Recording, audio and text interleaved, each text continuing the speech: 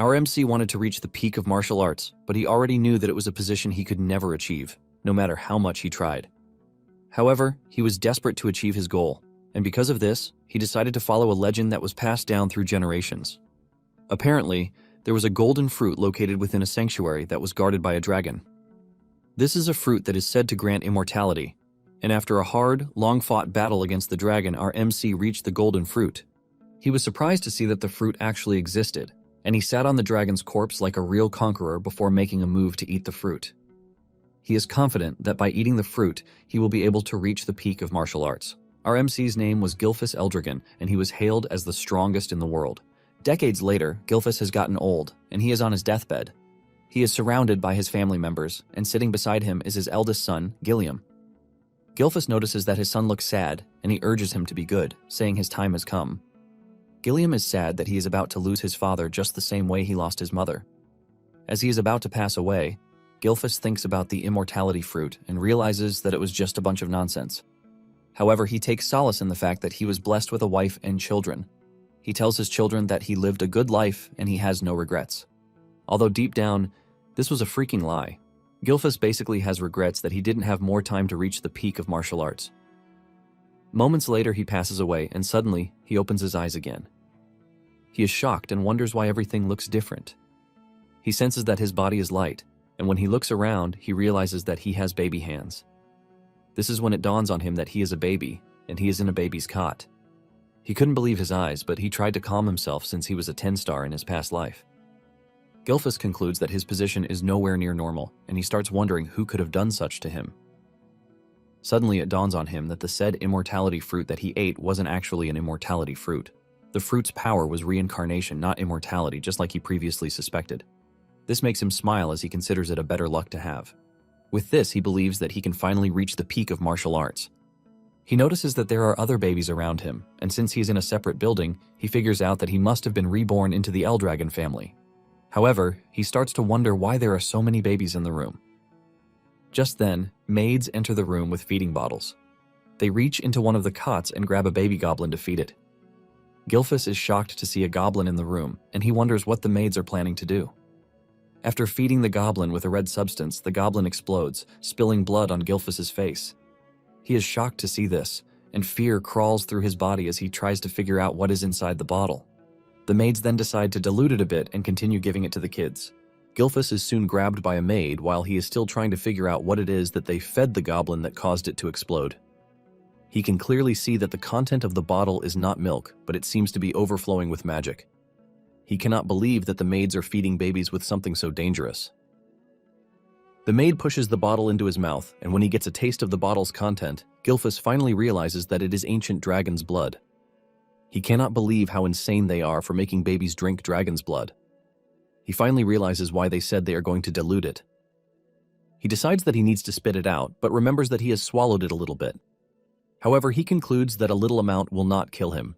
He notices that the other babies are also spitting out the substance and decides that this is the best thing for him to do before he explodes. Just then, it dawns on him that he might be making a mistake by spitting it out. He realizes that if he absorbs all the magic power, he might end up surpassing his past self and finally reach the peak of martial arts. He doesn't have a clue what is going on, but he decides to use the situation to the best of his ability.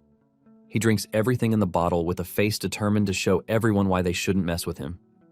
Even the maid is shocked to see that Gilfus is happily consuming the dragon's blood that is being fed to him. The maid is also glad that things are working in their favor. After he is done drinking the entire bottle, he is placed back in his cot, and he realizes that the other babies also survived the ordeal. Just like a regular baby, he starts feeling sleepy from enjoying a good meal. 7 years later, Gilfus is seen practicing his strength skills by placing a boulder on his feet while doing a one-handed push-up. He reaches 1,000 push-ups before pushing the stone away into the distance. He stares at his bulked body, and he admits that he loves it. Apparently, Gilfus is now named Zeke Eldrigan. Zeke attributes all the strength he has to the quality of the dragon blood that he consumed. The dragon's blood seemed to hold a vast amount of power, and even the babies who ingested just a little gained bodies, which are far stronger than those of regular humans. Thanks to the divine dragon's true source power that he had already absorbed in his past life, Zeke was able to take in every drop of the ancient dragon's unique power. Zeke was able to go through a transformation that left him himself shocked. However, Zeke notices that he is still a 1-star warrior, leaving him disappointed since he is supposed to be at least 4 stars. Basically, a star is one's true source of power, which is compressed to its very limit. One envisions their body as a universe and lets the stars move within. It turns out that the difficulty increases with each star because the more stars, the greater the strength. And Zeke, in his past life, managed to reach the rank of 10 stars, which made him the only person in the world to ever do so. It has now been 7 years since Zeke was born as the son of the current head of the Eldragon family, but he is an illegitimate child. His mother had already died, and his father never once showed his face. Zeke cannot believe that he has a piece of trash as his father. Apparently, he reincarnated a millennium later, where the world has become a place for the weak to die at the hands of the strong. There is also a strange ritual known as the Dragon's Trial. Only babies who survive drinking the blood are supposed to be trained as Eldragon warriors, but Zeke has not received a single training from anybody. He tries asking the maid some questions, but the maid simply answers that she is not at liberty to say it. Zeke vents out to the maid, reminding her that those who pass the trial are supposed to get combat training, but he is surrounded by only maids and not a single instructor in sight. The maid acts like a doll as she asks Zeke if there is anything he requires, but he says no. Actually, Zeke can handle himself since he is currently focused on building his body more than getting combat training. Zeke then asks the maid if she can give him information about the other children in the main family, but the maid gives him the same reply, which is that she is not at liberty to say. Zeke tries to twist his way around to get an answer, but the maid maintains her answer. Zeke is pissed as he wonders if this is the only thing the maid can say. Zeke then asks the maid if he is at the house to be mistreated, but the maid debunks this, saying they have been ordered to tend to his personal needs. Zeke notices that the maid is a 3-star fighter, and for combat training, she would help him. Since the maid is not being helpful, Zeke decides that it is time for him to head into the forest. He can't believe that he has been living with a maid for 3 years, and they have no real connection. Zeke expects a reply, but he gets none from the maid, who seems to now be ignoring him. Zeke gets into the forest and eats a bunch of poisonous herbs, which obviously taste awful. However, he doesn't care as he considers it a part of his training. Suddenly, he notices that there is a faint trail following him. He wonders why someone would be trailing him and would not show up to say something. He ignores whoever it might be and focuses on what is coming in front of him. Suddenly, he notices an angry boar in front of him. It dawns on him that the black mist coming from the person trailing him didn't exist in his past life, leaving him to wonder what it is exactly. Nonetheless, Zeke shows himself to the boar, and just as the name implies, it charges towards Zeke. Zeke grins when he realizes that he has the boar's attention. Zeke takes the perfect stance to easily dodge the boar, and once the boar is right in the open, Zeke lands a punch to its gut. This leaves a terrifying impact that smashes the boar's insides and one-shots it.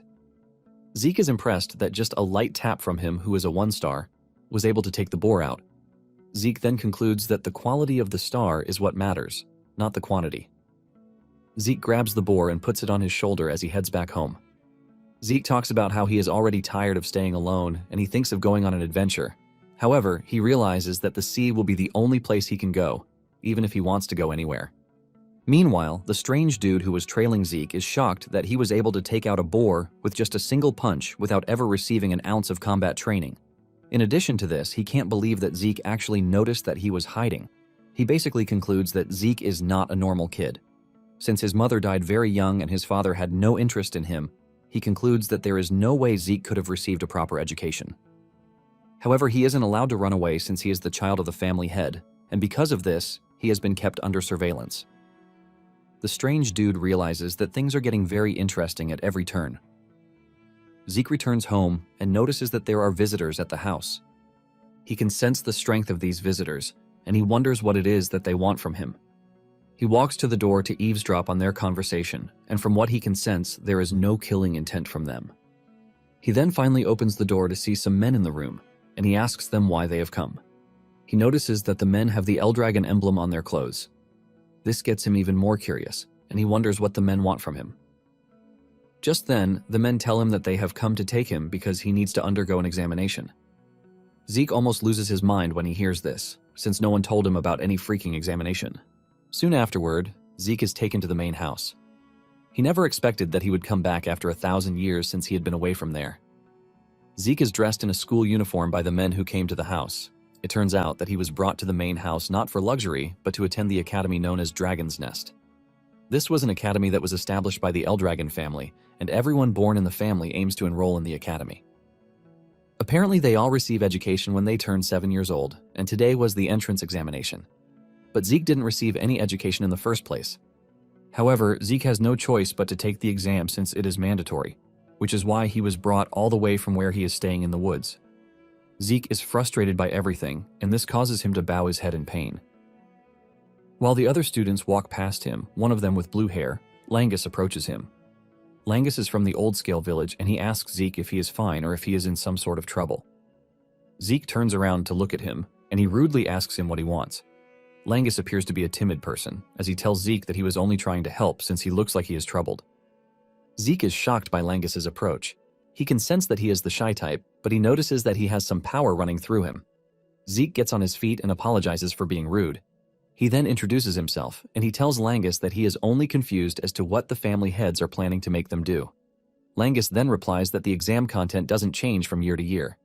However, Zeke clears the air, telling Langus that he actually does not know what the exam is all about. Langus is shocked when he realizes that the dude in front of him truly has zero knowledge of what he is saying. Langus wonders if Zeke will be fine since he has no idea what he wants to face during the examination. Langus then decides to take the pain to explain to Zeke. Just as he is about to start explaining, a group of bullies appears from behind, calling Langus a runt. Even Zeke is shocked to hear someone calling Langus a runt. The bully group turns out to be led by a dude, Retin, and he is also from Old Scale Village. Retin makes fun of Langus, asking him why a runt like him is coming for the examination when he can go home and just play around. Langus still fails to catch the diss as he replies that he has come for the examination, but this only causes Retin to scream at him. Retin tells Langus that he is a piece of trash and that there is no way someone like him will ever get into the academy. Retin continues having a laugh at Zeke as he reminds him that his father is a mock dragon. Zeke notices that Langus is pissed as he can see that he has clenched his fist. Apparently, the Eldragon family has a hierarchy, which is established by an absolute monarch. The rookies are known as lesser dragons, the common soldiers are known as young dragons, and the captain class are the adult dragons. Sitting at the top are the elders, or executive class, and they are known as the elder dragons. However, there is a level at the bottom which is reserved for trash, and they are called the mock dragons. The mock dragons are those who failed to enter the dragon's nest or those who could not graduate from the academy. They are basically referred to as fakes, but Langus wants to prove that people like him are not fakes. Zeke then decides to join the conversation, and he asks Retin how he knows that Langus is trash when he hasn't even undergone the examination. Retin is shocked by Zeke's interference, and he asks him who he is and if he has a problem with him. Zeke replies that he is cool, but he just wants to know why Retin thinks it is impossible for Langus to enter the academy. Retin then replies that people like Langus are weaklings. Zeke is shocked to hear this, and he simply tells Retin that Langus is stronger than him and his gang of trash. This pisses Retin off as he asks Zeke if he is implying that they are beneath someone like Langus. Before the entire thing can blow up, an examiner shows up to tell the students that the entrance examination is about to begin. He tells the applicants that they are required to pick a number tag after registering. Retin stares at Zeke with so much disgust, promising that he is going to remember his face. Zeke is surprised that Retin is already pissed, and he wonders why the current youth are short-tempered. Langus is surprised to hear Zeke say this since they are all of the same age. Langus then adds that anyone would get mad if they were called weak. Zeke then asks if the exam is mandatory, but Langus mentions that he is free to withdraw if he thinks he lacks the ability to participate in it. This comes as a surprise to Zeke, but this further proves to Langus that Zeke knows nothing. Langus then advises Zeke to withdraw since he might get hurt during the examination. Zeke lets Langus know that he has no intention of withdrawing. Langus is surprised to see how confident Zeke is even though he has no idea what the exam is all about. Zeke then suggests that they get a move on before the exam begins. Momentarily, all of the applicants are gathered. The examiner stands in front to tell them the details of the exam. He lets them know that all they need to do is leave a scratch on the rock in front of them to pass the examination. However, no weapons aside from the ones provided by the examiners are allowed. To make it interesting, they are allowed to use their bare hands as long as they can make a scratch on the rock. The examiner then reveals that they all have 3 attempts each, but Zeke doesn't see this as a particularly difficult examination. Langus is horrified to hear this, and Zeke wonders what the surprise is, since all they need to do is get a scratch on the rock. Zeke was already expecting some crazy examination because of the trial that they put them through by having them drink dragon blood, but with what he is seeing, Zeke is highly disappointed. The examiner then orders the examination to begin. The first applicant walks up to the rock and slashes it with all his might, but this shatters his sword and leaves a loud bang that almost deafens those who are present. Even with all the strength that he put into it, he was unable to leave a scratch on the rock. The boy crashes to the ground in pain, and the examiners ask him if he is willing to use his remaining 2 attempts, but he is in so much pain that he can't. They declare this a forfeiture, and he is taken away. Zeke then notices that Langus is acting all weird, and he wonders why this is, since the exam appears to be easy. Zeke then asks Langus about the rock. Langus reveals that the rock is called the Regeneration Stone, and it can repair any minor scratch instantaneously. It also has the ability to reflect a damage impact by 100 times over if attacked with brute force. Zeke concludes that the rock is pretty outrageous. Langus then mentions that one can actually leave a scratch on it if the ether source power within a person is properly circulated. With what he just heard, Zeke figures out that it basically falls on the proper handling of the ether source power rather than the individual's martial arts skill. Zeke takes a glance at the participants and he figures out that there is a considerable number of applicants who should be able to pass the exam. He notices that Retin and his guys are also strong enough to pass the exam. From where he is sitting, he can hear the applicants failing one after the other after their arms are broken from trying to leave a scratch on the rock. Momentarily, the examiner calls on number 315, which is Zeke's number. Langus fears for Zeke and he urges Zeke to withdraw, but Zeke assures him that he will be fine. Zeke steps up, and once the examiner sets his sight on him, he senses an immense pressure and aura coming from Zeke. Zeke is asked for a choice of weapon, and Zeke replies that there is no need for one as he plans to use his bare hands. The examiner asks him again if he really doesn't want to use a weapon, and he says yes, assuring the man that his fists are enough to do the job. When the other students hear this, they start making fun of him, saying there is no way he is going to be able to get a scratch on the rock with just his fists. Even Langus doesn't believe in Zeke, as he genuinely believes that his arms and fists might get ripped off. Langus starts blaming himself, saying he should have tried to stop Zeke from participating in the exam. Since Zeke has made up his mind on what he wants, the examiner tells him to proceed. Zeke checks out the rock and admits that it is made up of a mineral he hasn't seen before. He concludes that it is something that formed after 1,000 years. He realizes that there are a lot of things that he doesn't know yet, but he decides to shift them all to the future. Zeke powers himself up, ready to punch the rock. With the amount of power he generated, he believes that it should be enough to do what he wants to the rock. The technique he prefers to use is called the Dragon Slayer combat technique form. A bright yellow aura forms around his body and arm as he smashes his arm into the rock. This shatters the top of the rock at impact, leaving a loud noise and a cloud of dust. Everyone is surprised, but while everyone is closing their eyes, the examiner's eyes remain open, acting like a big deal. Zeke heaves a sigh of relief, but notices that the technique is a bit advanced for him at his age. He checks out his arm to see that it is bleeding, and his uniform is also ripped. Instead of praising himself for breaking the rock, Zeke concludes that his training isn't enough. The other students are left to wonder how he did it. On the other hand, Retin is just mad that Zeke was able to smash the rock. Langus is left picking his jaw from the ground since Zeke is the last person he expects to pass the exam. Even the examiner considers what he just watched an impossibility because only someone who is a 4-star rank or higher should have been able to shatter the Regeneration Stone. Since Zeke is an illegitimate child, the examiner wonders if he somehow inherited the powers of the house. The examiner also figures out that he has seen the move that Zeke used somewhere else. Zeke then walks up to the examiner asking him how he fared in the examination. The examiner lets him know that he has passed, and he is given a bottle with a green substance in it. Zeke asks the junior examiner about the contents of the bottle, but the dude just stares at him with hatred, telling him to move away. Zeke just assumes that the bottle is a reward for passing the test. Zeke returns to his newly found friend, and Langus praises him for how amazing he was. Zeke then asks Langus about the bottle, and he reveals that it is a healing potion.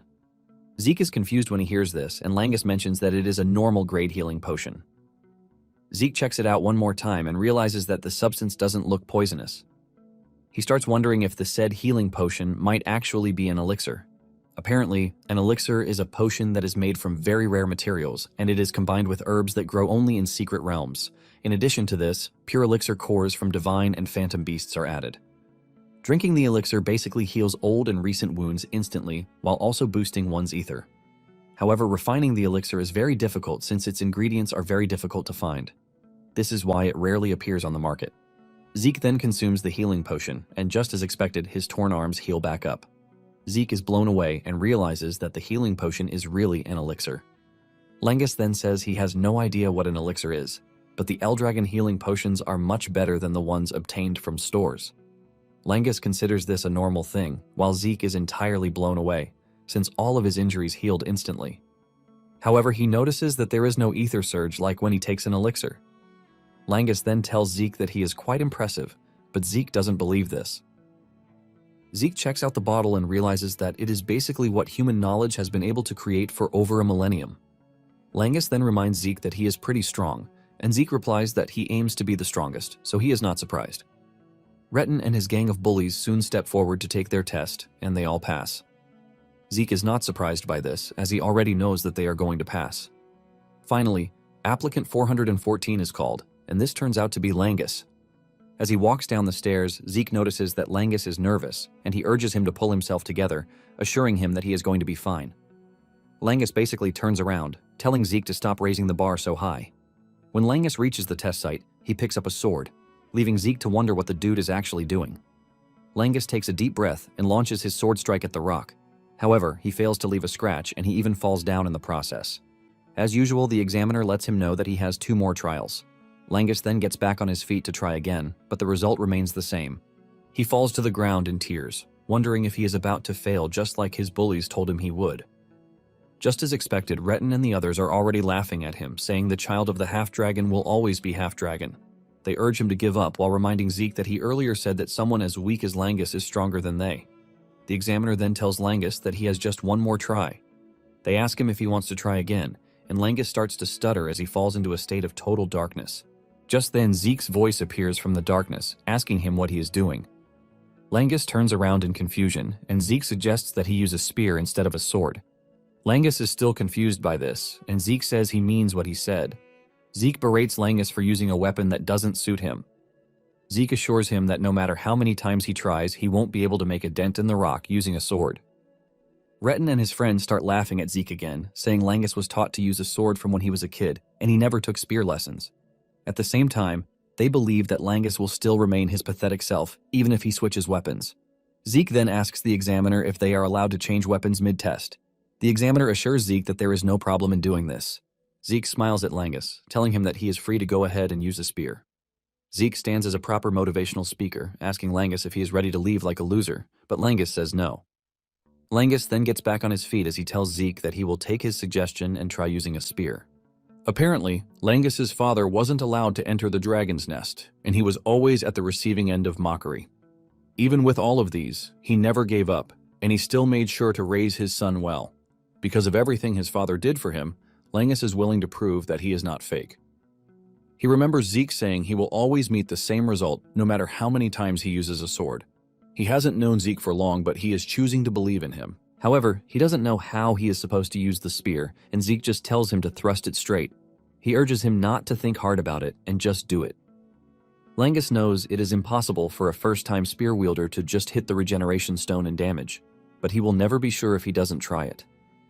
Even though he just met Zeke, he is choosing to trust him. Since Zeke believes in him, he also wants to do the same. Langus takes his stance, and he notices that the ether source energy flowing through his body is actually different from when he was holding a sword. Langus rushes toward the stone and hits it, leaving a massive shockwave. Retin and his gang of bullies start laughing, saying there was no difference, even though Langus changed weapons. However, on a closer look, they realize that Langus was able to do it. They are shocked when they see this, and even the examiner cannot believe that Langus actually pierced the stone with the spear. Zeke is proud of Langus, and he claps for him. Langus cannot believe his eyes when the examiner records in his book that he has passed the test. Langus is forced to ask again to confirm, but Zeke hugs him from behind, assuring him that he actually did it.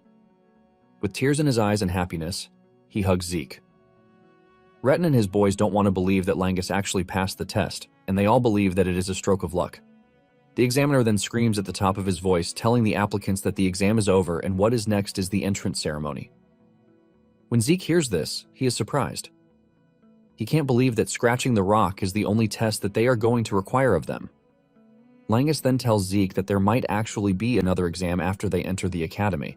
Zeke then asks Langus what they are supposed to do since they have passed the test already, and Langus reveals that the heads of the Eldragon family will show up to give the participants their congratulatory words.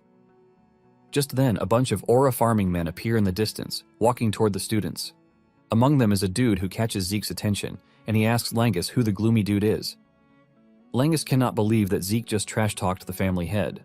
Zeke doesn't hold back as he calls the family head an ugly dude, but before he can say anything further, Langus covers his mouth with his hand. Langus begs Zeke to be quiet and not say anything, and even though it is hard, Zeke decides to keep quiet. Zeke stares at the men, who are considered to be the Eldragon's forces. He is impressed because there are a couple of decent dudes since they are mostly 6 stars. However, the head of the family, Balza Eldragon, is an 8-star warrior, which makes him a big deal. Back in his time, there were just a few 8 stars in the world, and Zeke wonders just how many will be left. Zeke then tells Langus how he feels. He lets him know that he doesn't like Balza. He doesn't even care if the man is his father or not. Just then, Balza steps forward with an overwhelming aura to address the students.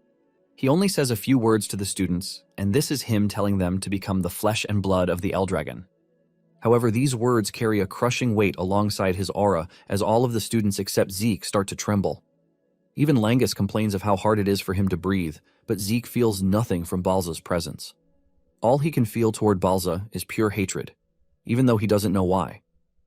After he is done addressing the student, Balza turns around to leave. Another elder then takes the reins, telling the students that the head of the house is expecting great things from them. This person catches Zeke's attention too, and he starts to wonder who the blonde-haired elder is.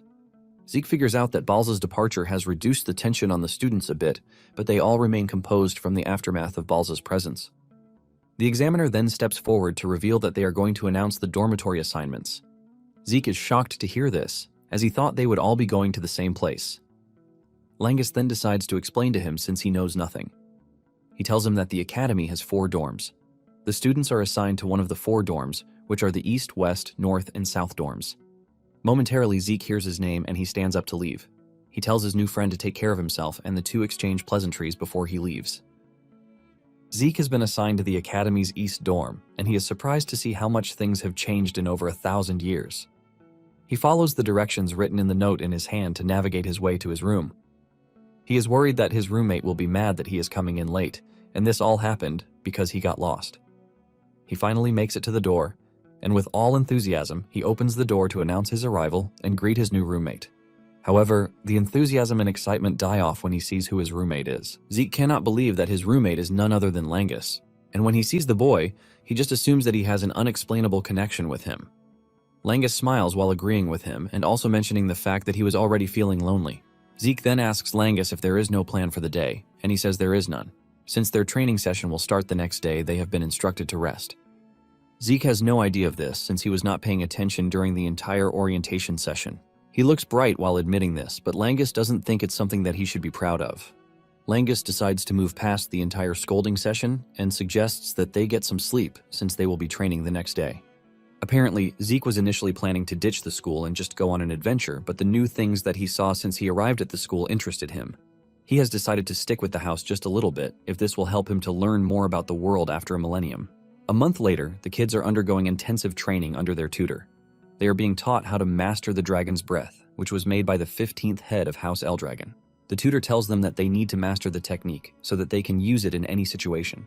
The tutor moves around, keeping an eye on the kids. He notices that some of them have mastered it, and one of them is Laika, the head of the house's daughter. Apparently, she is already skilled enough to be classified as a 2nd star. However, he is more interested in Zeke. While everyone else is struggling, Zeke is carrying a boulder on his head while holding 2 dumbbells that have small boulders on them too. The tutor starts to draw closer to the fact that Zeke inherited the head's power. However, he wonders how he is able to master everything since he had no teacher who could have put him through. The teacher can only wonder, but couldn't come to a conclusion. On the other hand, Zeke is thinking about how the breathing technique, the Dragon King's breath that he invented, has been modified and passed down as Dragon's breath. Apparently, breathing techniques are ways to draw ether from the air into one's body and pass it around, which ultimately helps to enhance the ether. However, the optimal level depends on the user's skill and creativity. This is the reason each noble house refines its own style and keeps the finished technique secure. Zeke admits that the technique is safe and easy to learn, but he believes that it is utterly useless if he can only use it when he is standing still. Basically, his original technique allows him to use ether while moving around. The effects of the technique are huge, but only a few inherited it because of how difficult it is. Zeke simplified it back then so that anyone could use it in order to make the clan stronger, but he never thought it would evolve and be around for 1,000 more years. Zeke is impressed by this, and he believes that there might have been other martial arts techniques that have changed over time too. After the training session, the kids head to the dining hall to eat. While everyone is struggling to eat due to tiredness, Zeke is munching on his food without a care in the world. He notices that Langus is looking drained, and he urges him to eat his food because he won't be able to move optimally if he runs out of energy. Langus is forced to ask Zeke how he is so full of energy when everyone else is drained. Zeke disses Langus, telling him that he is just a weakling. He urges him to eat more and train harder. While lecturing Langus, Zeke notices that some of the kids who are well-trained are actually eating their food. Just then, Zeke is approached by Laika, and because Zeke doesn't know her, he straight up asks her who she is. Langus almost chokes on his food when he hears this, and he quickly moves to Zeke to whisper in his ear. He tells him that Laika is the head's daughter, but Zeke innocently tells Langus that he had no idea. Langus is almost dying from pressure as he tells Zeke that they are not even supposed to be talking to Laika. Zeke just stares at him like a fool, while telling him that he is also the head's son, even though he is an illegitimate child. Langus and Laika are both shocked when they hear this, and Laika asks him if he is telling the truth. Zeke calmly replies that he has no reason to lie. Laika then asks him how he was able to get strong enough to smash a regeneration stone with his bare hands. Laika is genuinely interested, but Zeke just replies that he was able to do it because he is just a cool dude. Zeke notices that Langus is totally out of his zone, and he calls him back out of it, telling him to eat his food. Laika then moves closer to Zeke, asking him if he would like to join her. Zeke is confused by what she means, and Laika says it plainly, urging Zeke to become her subordinate. Laika tells Zeke that she is going to become his backer since he is an illegitimate child, and he would obviously want allies. Laika wants Zeke to assist her in becoming the next head using his power, and she promises to reward him generously when she becomes head of the family. She sweet-talks this, but Zeke calmly tells her that he is not interested in the offer. When Laika hears this, she assumes that Zeke is also aiming to become the head of the family, which is why he is rejecting the proposal. While she is busy spewing her trash, Zeke is observing her, and he sees that she is already on the verge of becoming 2 stars, and he considers it something impressive for her age. Zeke finally opens his mouth to tell the girl that she is free to do whatever she likes because he is not interested in anything that concerns the family. Laika is shocked to hear this, and she gets more persistent as she asks Zeke what he really wants. Zeke is pissed off, and he angrily stabs the table with his table knife while unleashing a scary amount of pressure from his body to tell Laika that he has no interest in serving anyone. Zeke says he wants to be alone because he is obviously the strongest. Laika can feel the pressure from Zeke, leaving her utterly shocked. She cannot believe that Zeke's aura is actually scaring her. Zeke continues munching on his food while Langus tries to calm the situation. Laika then loses it, and she challenges Zeke to a duel. Zeke is surprised by this, but he is not one to shy away from a challenge. In no time, the news about the duel spread among the students that Laika is having a duel at the training grounds. The students rush over to watch the duel, and while Langus is freaking out, Zeke is acting very casual. Langus tries to remind Zeke that he is about to fight Laika, but Zeke simply replies that he has no idea who she is. Zeke then notices that Langus is also acting formally, and he asks him why this is. "Well, genius, this is because you are the head's son," Langus says. Zeke then asks Langus what it is that he wants from him. Zeke tries to explain the situation to him. He says Laika is Balza's daughter, and she also has Typhona blood, which is basically one of the 4 great houses backing Eldragon. Langus says Laika is a genius because she was able to master every form of swordsmanship that comes from House Typhona. Zeke just stands there casually while telling Langus that the only thing he is aware of is the fact that she is Balza's daughter. Zeke starts laughing, saying that not knowing actually adds more juice to the entire thing. He considers it an exciting turn of events, while Langus scolds him that there is no way he is going to win against Laika. Langus asks him why he accepted the challenge in the first place, and Zeke says it is obvious that he is expected to accept if he is challenged to a duel. In addition to this, Zeke stares at Laika, and he concludes that she looks readier for the duel. Laika then screams at Zeke to stop chattering while staring at him with her sword pushed into the ground like a proper warrior, and asks Zeke if he is ready to be taught some really good manners. Since the two are ready to fight, Langus leaves the arena for them. Langus urges Zeke to be careful as he runs away. Now that they are alone, Zeke asks Laika why she is so hell-bent on fighting him. Laika replies that she is aiming to be the next head of the house, and to claim the said seat, she wants to defeat Zeke and make him serve her. Zeke is shocked when he hears this, and he starts wondering what it is everything has to do with him. Laika is surprised that Zeke is acting all nonchalant, and she asks him if he doesn't know the truth about his family because he is an illegitimate child. Zeke is about to tell Laika that he knows when she cuts him off. Laika explains that, including Zeke, there are 5 heirs competing to be the next head. Zeke is the only one who doesn't carry blood from one of the 4 great houses of Eldragon. The key point is that whichever house produces the head, which means they are all striving to be the best in the academy. and to stand against her brothers, Laika says she needs more allies. The whole explanation leaves Zeke totally confused, but he manages to grasp the point of it. Laika lets him know that she is fighting to secure her place, and without wasting any more time, she lunges toward Zeke. She is determined to defeat Zeke, and with her sword she tries to land a hit on Zeke, but he subtly steps back. Zeke dodges the strike, but the sword strike leaves the ground shattered. Laika is not ready to give up as she stands up again to attack Zeke. She swings her sword frantically and with great power, leaving the spectators totally amazed. They commend Laika for being so great with the sword, even if it is just a training sword. As if she can hear the spectators cheering for her, she increases the intensity of attacking Zeke. However, Zeke simply leaps around the arena, dodging her every strike. The spectators, on the other hand, are blown away by how powerful Laika is, since she is the child of the family head. They are confident that Laika will finish the match in time. Unknown to them, Laika is already getting frustrated because all Zeke does is jump around to dodge her strikes. Zeke puts little to no effort into dodging Laika's attacks, forcing her to question her inability to land a hit. Zeke commends Laika for actually being fast, and the kind of technique she is using also appears to be great. Zeke even adds that she is performing better than regular one-star warriors. Laika gets mad and screams at Zeke, telling him to fight instead of just talking. Since this is what Laika wants, Zeke decides to give her a taste of his strength. Zeke easily dodges her strike before punching her in the chest. The punch sends a destructive wave through her body, causing her to cough up blood. Laika falls to her knees in pain, leaving the other students shocked. In pain, Laika looks up and asks Zeke why she can't land a hit on him when she is supposed to be much better than him. Zeke admits that she is faster than most one-stars that he has met, but he lets her know that she is still nothing but a one-star warrior. Laika then argues, reminding Zeke that he is also one star. Zeke explains that he can easily read her movements thanks to the way she breathes, the twitch of her muscles, and even the shift of her eyes. In addition to this, he has way more experience than her. Zeke explains this in such an arrogant way that it forces Laika to get back on her feet. She dashes towards Zeke again with her sword in hand, ready to tear his head off, but even with the surprise attack, Zeke still dodges by acrobatically leaping backwards. This leaves Laika clearly open to Zeke's attack, and Zeke punishes her by punching her straight into the far wall. She hits the wall and leaves a huge cloud of dust covering the area. The spectators are left shocked when they see this, as they wonder if Laika actually lost. Langus is excited when he sees this, and he rushes back into the arena, telling Zeke how incredible he is. However, Zeke tells Langus that the fight is not yet over. Zeke is impressed that Laika is actually able to withstand his blow. When the dust clears, Laika is seen struggling to get off her knees with a battered body, but she is not ready to give up. Langus tries telling her to stop because she might end up worse. Zeke then tells Langus to step back because things are about to get more serious, and if he gets injured, he is not going to be responsible for it. Zeke had suspected it, and now he confirms that Laika has reached 2 stars. Laika gets on her feet, and a blaring aura swirls around her. The spectators immediately figure out that Laika has reached 2 stars. The 2-star realm is one where the wielder can project true source power outside the body for martial arts. The projection is basically what is known as aura.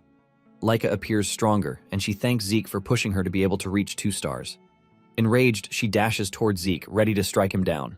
Her sword follows a golden trail of aura, and Zeke admits that she has gotten stronger and faster. Zeke continues to toy with her until he misjudges her strength, and he ends up getting cut on the face. Laika notices that he is left in awe, and she uses that to boast about the strength of a 2-star. She assures Zeke that he's about to face the true Thunder Spirit Greatsword arts. Zeke, on the other hand, is excited because he will finally get to witness something he hasn't seen in the past. He is absolutely hyped to see what Laika has in store for him. Laika then activates her Thunder Light Flash technique that hits Zeke before he could even move, leaving him totally shocked and with questions of how Laika is able to wield lightning.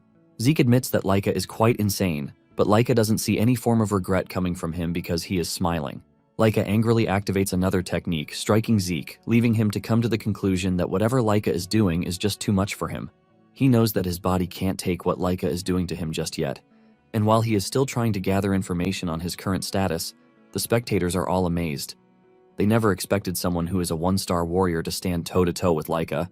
Zeke figures out that Laika's movements haven't changed much, but her upgrade to 2 stars has given her a sudden explosive power. Zeke is forced to admit that Laika is doing pretty great, in addition to the fact that being covered in lightning the way she is doing it was basically impossible 1,000 years ago. With the way she is moving around, Zeke figures out that he could land a counterattack, but he is curious to see her full power, so he is ready to take the hits till then. Laika is pissed that Zeke still has the effrontery to be smiling even when he is in such a bad situation. She concludes that Zeke is brimming with confidence and decides that she is going to take that confidence away from him. She dashes toward him with an even deadlier and faster technique that Zeke couldn't dodge. Zeke watches as the attack hits him, and he is thrown into the wall, leaving a loud explosion that gets everyone watching worried about his well-being. The dust clears off, and Zeke is still on his feet with a smile on his face. This pisses her off again, and she strikes him with another lightning bolt attack to get him on his knees. Langus comes running over, telling Laika to stop the attack, but Laika refuses, replying that Zeke is on his feet. Laika claims that she can't stop because that would only crush his pride. Laika promises to go easy on Zeke if he surrenders and swears loyalty to her. However, Zeke remains mute, and Laika can clearly see that even though he is not a legitimate child, his pride as an Eldragon remains in him. Since he is acting all pompous, Laika decides that she is going to use everything she has to finish off the fight. She activates the Thunder Spirit Greatsword Arts, the Heavenly Thunder, and she strikes him with it. Zeke cannot move from where he is, and he is dealt the entire force of the strike. His body is hit with so much lightning that he screams out in pain. Once the attack is over, Zeke crashes to the shattered ground, unresponsive. Laika finally pushes her sword into the ground, believing that the match is over. To her greatest surprise, she hears Zeke's voice behind her, saying he finally understands how things work. Laika turns back, and to add to the surprise, Zeke's body is now sparkling, pointing out the fact that he can now use electricity. This shocks her and also leaves her asking why Zeke can use electricity. Zeke is also shocked because he didn't know that this is what they call electricity. He walks toward Laika with pride, telling her that he actually has no idea how he is able to do it. However, he was intentionally leaving himself to get hit so he could study Laika's power, and before he knew it, he could use it already. Even with his explanation, Laika is still ultimately confused because what Zeke says should be impossible. All Zeke knows is that as Laika was hitting him with her attacks, he was constantly using his Dragon King's breath, and the lightning energy ended up reacting to his King's breath. This eventually built up lightning inside him, and in no time, he found himself controlling lightning. Zeke tells Laika that he might not know all the details, but he figures out that Laika has a rare body since the Greatsword art is a family technique. Zeke decides to assume that her entire clan has the same constitution as her, and he has also learned a great lesson that source power itself can be fused with lightning. Zeke then adds that it is all thanks to Laika that he has managed to become 2 stars. With this, Zeke confidently tells her that the fight isn't over yet. Laika angrily swings her sword at him, but Zeke only smiles and activates his lightning powers. Zeke then jumps so fast that he couldn't control his body. Since his source power has been infused with lightning's properties, his entire muscles and nerves are stimulated, giving him more strength. Zeke considers it a special trait, and concludes that he is going to get the hang of it in no time. Meanwhile, Lagnus can only watch from the sides as the two battle each other, and he is barely keeping up. Lagnus soon realizes that Zeke is already dodging Laika's strikes pretty effortlessly. Laika is frustrated about the whole thing, leaving her to ask Zeke if he is trying to mock her, but he says no, telling her that he actually sees her as a real threat. Laika swings her sword to a great distance just to try and catch him off guard, but he still dodges the strike, and he decides that it is time he finishes off the battle. Zeke mentions that to finish the battle, he is going to create a new technique, even though it's been a long time since he's done that. Laika is confused when Zeke says this, and Zeke lets her know that it is just as she heard it. He is going to create a new technique or a special form, to put it simply. This shocks Laika, leaving her to question if Zeke was trained in secret combat arts, but she can't fathom which house it is. Zeke notices that she is completely lost in her thoughts, and he uses the opportunity to charge toward her at great speed. Zeke hits her with his newest technique, the dragon-slaying arts, Tempest of Thunder. With a powerful combination of lightning bolts, Laika falls to her knees, and Zeke smiles, saying the match is over. Laika is so damaged that she couldn't even stay on her knees, and she ends up crashing to the ground in pain. Laika crawls toward her sword because she cannot believe that she just lost, and she is aiming to surpass her brothers to become the next head of the house. While she is busy scolding herself, Zeke walks up to her, telling her that she was actually strong because she provided him with a really tough fight. Zeke mentions that he likes learning new things, and he doesn't consider the time of the battle a waste. With a smile on his face, he asks Laika if they will get another chance to duel again. In fact, he wants them to still engage in another duel in the future, but while saying this, Laika is just staring in horror and shock. A few hours later, Laika's father, Balza, is seen in a dungeon, wiping out monsters as if they were nothing. Just the first form of his dragon combat arts is enough to take out a whole horde of monsters without stress. He is doing his thing when a messenger enters the dungeon to tell him about the latest report concerning his daughter. He lets Balza know that his daughter, Laika, has advanced to 2-star, but Balza is not moved by this. The dude tries telling Balza that Laika's advancement is a really huge feat for her age because, as things stand, she might reach 5-star before she graduates. Balza then clears the air, saying talent is nothing unless it is put to use. He urges the dude to come back with more news when she has finally used her new power. Just then, the dude tells Balza that Laika just lost a fight, and Balza assumes that she fought a senior. However, the messenger tells him that the person who defeated Laika was his illegitimate son, Zeke. Balza remembers Zeke because of the woman who birthed him. Balza admits that Zeke's mother actually had talent, but he knows that his mother was long dead before he was born. This leaves him wondering how he was able to acquire the skills that he used in defeating a 2-star. The messenger then mentions that the beautiful thing about the entire thing is that Zeke got to 2-star on his own. He didn't have anyone mentoring him, but he kept pushing forward. Upon hearing this, Balza decides that it is time they begin the first trial. The dude is shocked to hear this, and he tries to remind Balza that it is too early, but Balza doesn't care. He says death comes to all equally, and only the strong are allowed to survive. Balza says anyone who is not able to survive the first trial is absolute trash and deserves no future. The officer has no choice but to follow his boss's order. Balza adds more shocking orders to what he is passing out by telling the officer to summon Freya. He is forced to ask again, and Balza confirms this, saying he wants Freya to be the one to oversee the trial, since Zeke happens to be an interesting kid. The officer acknowledges the order and walks away, but as he does, Balza finally shows his excitement to see what Zeke has in store for him. Later on, Zeke and the other students are in the training ground, following the teacher's instructions. However, Zeke is doing his own thing by carrying boulders 5 times his size. He is busy working on his breathing technique, while the other kids are practicing the dragon's breath. The breathing technique he is learning is considered simple to him, and he expects kids to be able to even learn it. Langus soon notices Zeke's difference in training regimen, and he asks him if he is not interested in training with them. Zeke says he doesn't understand where he is coming from, and Langus mentions the dragon combat arts training. Zeke then calmly replies that he has already learned it, shocking Langus. Langus argues with him because they just taught them moments ago, and there is no way he has already mastered it. Zeke then decides to give him some lessons about his ether flow and how imbalanced it is. Zeke drops the heavy boulder that he is carrying on his head and tells Langus to turn around. Langus does this, and Zeke hits him from behind, passing some really good ether energy into him. Zeke tells Langus that what he is feeling is the proper channeling route. Langus can immediately feel the difference, and he thanks Zeke for his help. This is when it finally dawns on Langus that Zeke actually mastered it, but Zeke is pissed that Langus even doubted him. Langus quickly clears the air, telling Zeke that he misunderstands him. Langus mentions that he has never been taught by anyone besides his father, which is why he has always had to push himself. However, Zeke is already strong enough to defeat Laika on his own. Langus assumes that the dragon combat arts are simple and boring for Zeke, but Zeke says this is not the case. Zeke mentions that the stability is actually quite impressive. Basically, dragon combat arts was once talked down on by his sons, who claimed that it was too complex and difficult. Even though it is complex, it is a combat art of overwhelming power that has several fighting forms incorporated into it. In addition, Zeke has just gotten a new form, thanks to his fight with Laika. It turns out that the technique he used in defeating the dragon is the final form, and Zeke is curious to see how the technique has been refined over the years. Zeke then decides that it is time to return to physical training, since there is nothing else to learn from dragon combat arts. Suddenly, Langus hits Zeke with a weird request, asking him if he would do him the honor of training him. Langus talks about his desire to get really strong, even though it is quite tough. Surprisingly, Zeke tells him that he is up for it because he sees Langus as someone who is teachable. Langus is still celebrating his win when a familiar voice appears from behind, asking Zeke to train her too. The voice is none other than Laika, and even though she is shy about it, she cannot help but admit the fact that Zeke is impressive enough to have defeated her. Laika talks about just how good Zeke is, and she admits that her pride was shattered during their match. Zeke is shocked by the sudden request, and Laika adds that she also wants to get stronger so she can surpass her brothers and even Zeke himself.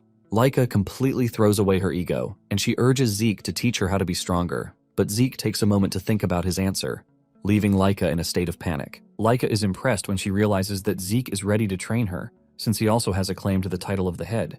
Zeke assures Laika that he doesn't mind training her, but he is worried that she is not healed from their last fight. Laika then reveals that she used a healing potion, which is why she is fine. Zeke is blown away by the ridiculous things that the potion can do. Langus then says Laika is also impressive, aside from the fact that she used a healing potion. Zeke agrees, saying they now live in an era where everything is possible. Laika also comes clean, saying that without the potion, She would have been bedridden for a whole month. She then asks Zeke again if he is ready to train her, and Zeke assures her that he is not one to turn down an eager young talent. Lagnus and Laika are shocked by his choice of words, since he is also young like them. Zeke nervously moves past the matter to avoid further questioning from the two. Zeke then asks Laika if she is sure about receiving training from him because he is the one who beat her up in the first place. Laika replies that she doesn't mind because she is not in a position to care about status or pride. She is ready to do whatever it takes to get stronger and claim the position of head for herself. Zeke then asks her why she is so obsessed with being the head of the family, because this was the same thing she was shouting when they fought. Laika then confesses that failure to become the head of the family means the only path for her is marriage. And talking about marriage, it is going to be a political one, which is pretty obvious. She is going to end up marrying one of her cousins, or a dude that she has never even met in her life. Zeke is shocked to hear this, and Laika explains that the Eldragon bloodline is valuable, especially for the 4 great houses. She says the true source of their power is pretty unique, which is why they are going to use the ladies in whichever way they please. Zeke bursts out in rage when he hears this because he never believed that the family would treat a human being like breeding stock. Zeke swears that he will be the one to put an end to the trash culture and tradition. Suddenly, the instructor calls the students' attention to the fact that there is a new instructor in town. He tells them that the said instructor came even though she was very busy. The redhead lady appears out of nowhere and tries to grab Laika by the ear, but her reflexes kick in and she moves backward before she can touch her. The lady commends Laika's reflexes, saying they are pretty sharp. Langus, on the other hand, is trembling from fear, and he grabs Zeke because he couldn't even sense her. The instructors finally introduce the mysterious lady standing in front of them as Freya. Freya is a member of the Black Dragon Corps, and she smiles, saying it is nice to meet the students. Freya notices that Zeke is not surprised, and she mentions this. Zeke shatters her ego, telling her that there is nothing to be surprised about. However, Zeke smiles, telling Freya that she has an intriguing skill. Freya finally understands why the head of the family has been concerned. On the other hand, Zeke is more interested in Freya's martial arts than her annoying concealment skill. Zeke notices the flow of power in her legs and realizes that he has not seen anything like it before. Zeke is already eager to get it on with Freya because she appears to be really interesting. Freya then joins the other instructors to tell the students to be at their best behavior. The head instructor also mentions that Freya is a 6-star dragon, and he urges the students to pay attention. The other students are shaking and trembling from Freya's amazing power, unlike Zeke, who doesn't really care. The students ask Freya if she's going to teach them her skills, and she says yes, but tells them that they are going to have to pass her test first. The students panic when they learn that there is a test involved, but Freya assures them that it is an easy one. She brings out a crystal orb, and she tells them that they have to take the orb and then spend a whole month on Poison Dragon Mountain. This sends another wave of panic among the students, but Zeke remains calm as usual. He realizes that it's been a long time since he heard the name. The Poison Dragon Mountain is a place that is home to countless venomous beasts. Even the plants on the island are so dangerous that brushing past one of them means instant death for an ordinary person. Zeke remembers that he used to train there in his past life. He wonders if the mountain is not too much for the kids. Freya reveals that anyone who goes missing or breaks their crystal orb during the test is automatically disqualified. One of the students then asks what will happen if they fail the test, and Freya lets them know that they are automatically expelled. As for the poison, she tells them that they can control their breath with the dragon's breath technique. She assures them that they will be fine as long as they keep their orb safe. Laika protests, saying there are monsters on the mountain, and Freya coldly replies that it is up to them to kill the monsters. It is basically a game to survive for a month or die in the process. The students start to panic, but Freya urges them to calm down because they still have 5 days before the test. In the course of 5 days, they are expected to choose and learn one of House Eldragon's basic martial arts to help them survive on the mountain. She assures them that once they have a fighting style, it will be easy for them to survive. However, she lets them know that she won't be taking responsibility for whatever happens if they can't master the fighting style in 5 days. One of the students asks if Freya will step in and help them if they are in danger, but she tells them with all seriousness that they are on their own. Freya believes that the test is very easy and that they should be able to clear it without much difficulty. Zeke is shocked by everything he is hearing, leaving him to wonder if the family has really gone down the rabbit hole. Freya then calls them forward to start picking out what manual they want. Langus is confused about what to pick, and Zeke urges him to pick the Spear manual. He reminds him that he used one during the entrance examination, and hearing this, Langus makes his decision. Zeke also notices that Laika is confused about what to pick, and he tells her to pick the Axe manual. Laika is shocked, and she asks Zeke why she should pick the Axe manual. Zeke strolls away, telling Laika that it is going to cover what she is currently lacking. Since this is Zeke's advice for her, she decides to go with it. Once they have all picked what they want, Freya tells them to train on it for the next couple of days. Freya assures them that failure to do this means nothing but certain death. Suddenly, Freya adds one more rule to make things spicy. She tells them that during the test, senior students from the inner building will be trying to steal their crystal orbs. The seniors who will be joining them have just one job, and this is to steal their orbs. Freya then tries to make things make sense by saying there are more of them, so they should be fine. Langus almost loses his sanity when he realizes that they will be fighting monsters and upperclassmen at the same time. Laika admits that she is going to struggle against the upperclassmen because they are all 2 stars or higher. Since she is going to struggle, she believes that most of the students are going to die during the test. Zeke agrees with Laika but urges them to form pairs of 2s or trios if they can't handle the situation alone. Zeke mentions that there is no rule against teaming up against the seniors, so they should be fine.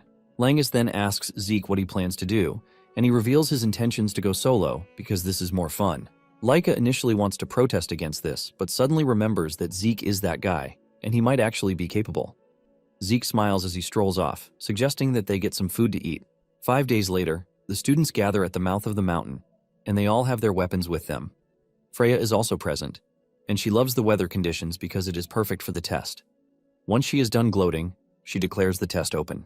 As usual, Lagnus is nervous, and he wonders if it is okay to team up with Laika since he is not from a noble family.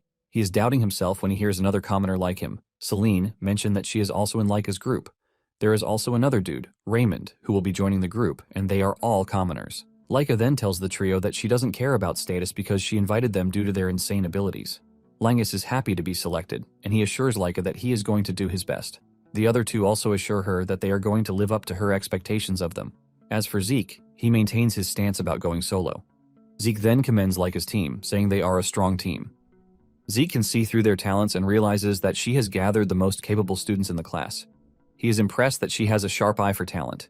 Zeke assures Lagnus that he has nothing to worry about because his team is practically unstoppable. Freya is surprised to see that the students have chosen to move in groups. She commends these tactics, since most of them have not even fully mastered their weapons. Once she confirms that everyone has their crystal orbs, she reminds them that their job is to survive for a month while keeping the orb. She tells them that as long as they have the orb by the end of the month, they have passed the test. She then drops another shocking fact saying the orbs are identical. This basically means they can steal each other's orbs. Freya tells them that the moment they settle into the mountain, the seniors will move in to try and steal their orbs.